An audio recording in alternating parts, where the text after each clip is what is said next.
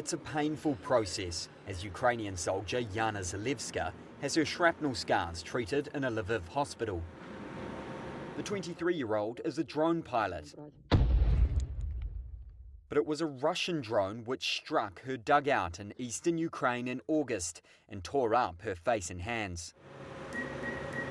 Zalewska is among more than 200 wounded troops and civilians being treated by a network of aesthetic medicine specialists across Ukraine for free.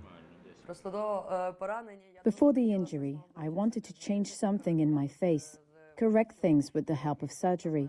After the injury, I understood that cleaning my skin will make me beautiful again. That's how I accepted myself. I'm not scared of scars. I understand that this can be fixed and that I will get help to get over it. Russia's February 2022 invasion grinds on with no end in sight. Much of the fighting is trench combat and artillery duels that often result in shredded limbs. The program heals the badly scarred and burned. Maxim Turkovich, the CEO of Unburned, said his privately funded program improves the overall quality of life in patients with more severe wounds.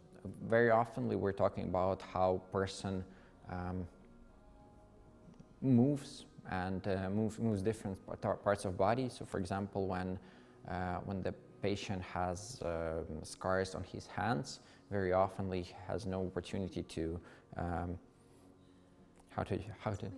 to squeeze the fists, and it's like directly the functionality of the person. There was a huge hole here. It was stitched, and I can easily move my hands now. Senses are back in my fingers, which is extremely important for me. As a drone pilot, I use these fingers to turn on and off a drone.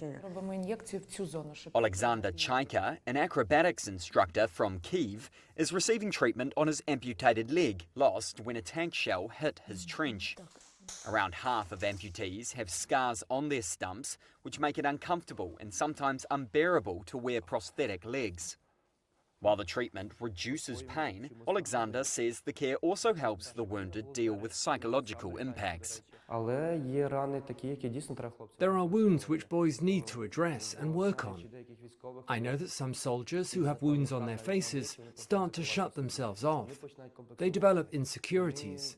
They are afraid to look people in the eye because of their wounds. I wouldn't want them to shut off.